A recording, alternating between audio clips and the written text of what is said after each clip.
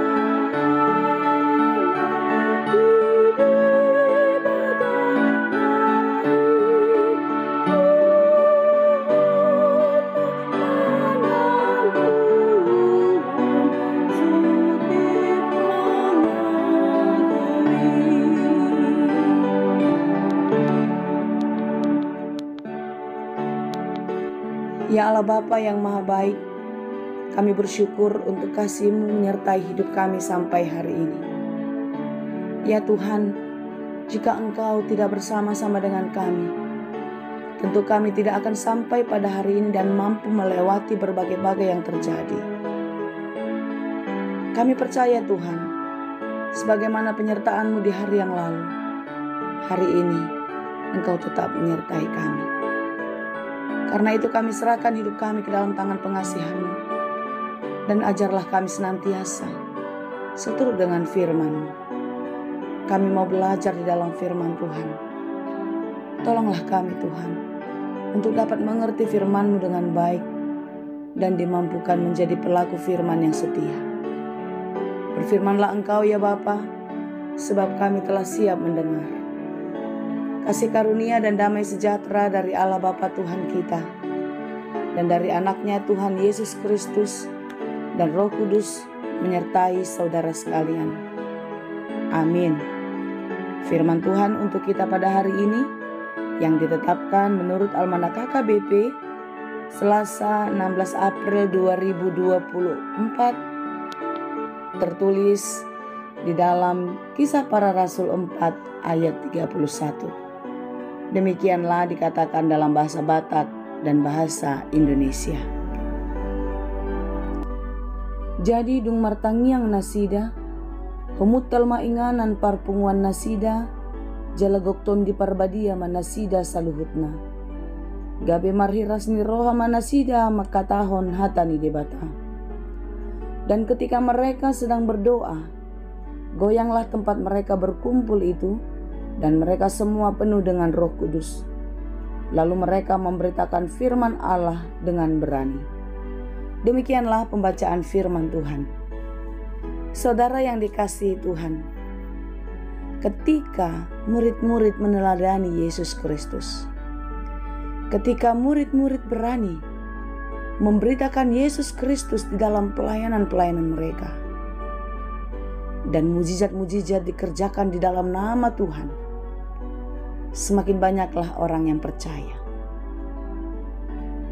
Dan ketika orang semakin bertambah-tambah percaya kepada Tuhan Yesus, ternyata para imam-imam besar dan kepala rumah ibadat merasa mulai terancam.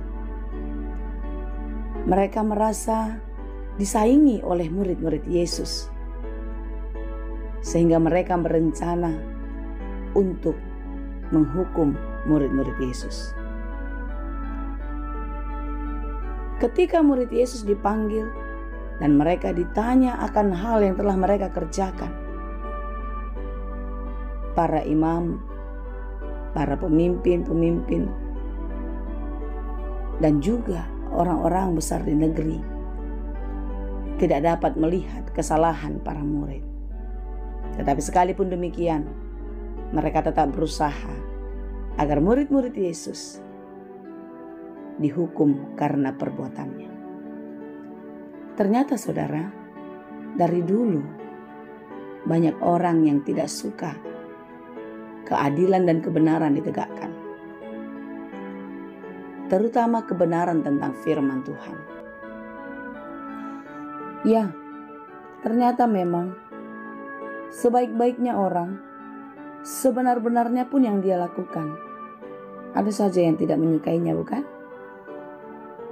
Tetapi apakah situasi itu membuat kita berhenti berbuat baik? Berhenti untuk memberitakan kebenaran?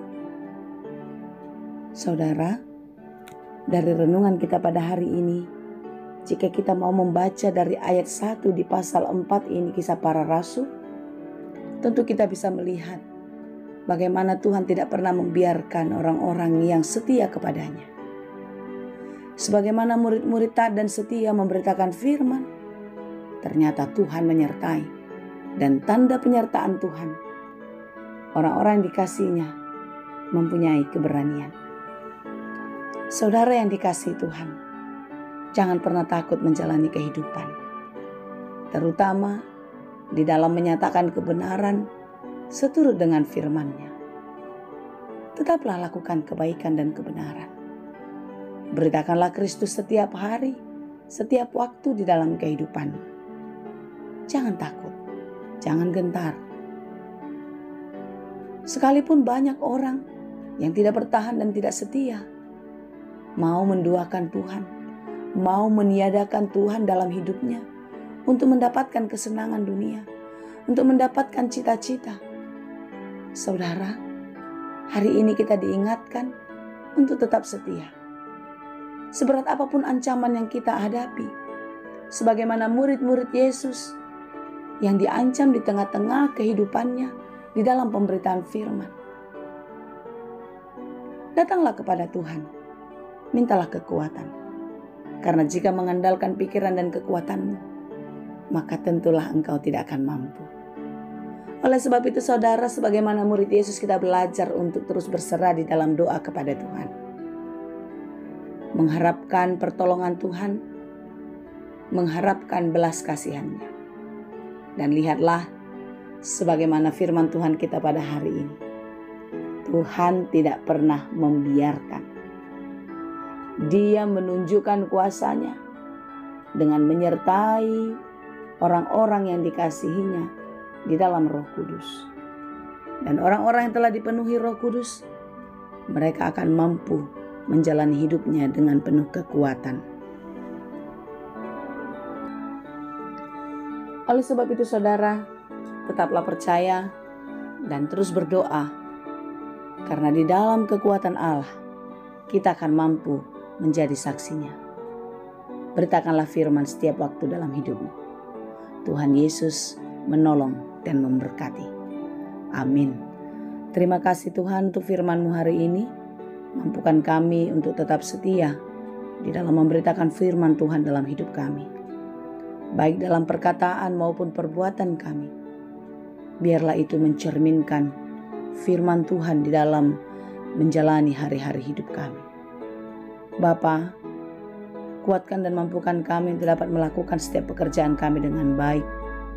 Dan biarlah pekerjaan kami berhasil serta berbuah karena Engkau menolong kami.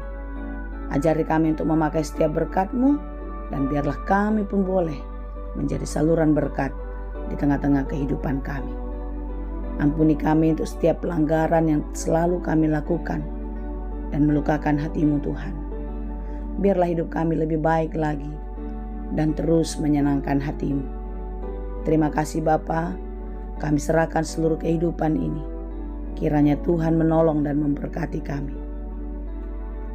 Kami serahkan seluruh harapan dan cita-cita kami hanya ke dalam tangan pengasihan-Mu. Hanya di dalam Yesus kami berdoa. Anugerah Tuhan kita Yesus Kristus, kasih karunia Allah Bapa, dan persekutuan Roh Kudus, itulah kiranya yang menyertai dan memberkati kamu sekalian. Amin.